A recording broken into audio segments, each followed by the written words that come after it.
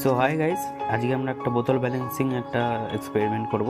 তো এটা বানানো খুবই সহজ। তো চলো কী করে করা যায় দেখা যাক।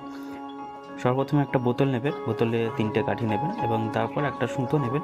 সুতোটাকে দুফাল্টান করে এইভাবে বেঁধে নিয়ে এইভাবে খুলবেন। তারপর বোতলটাকে নিয়ে এইভাবে ঠিক গলার ওখানটা করে এইভাবে একটা ফাঁস দিয়ে নেবেন, ঠিক এইভাবে।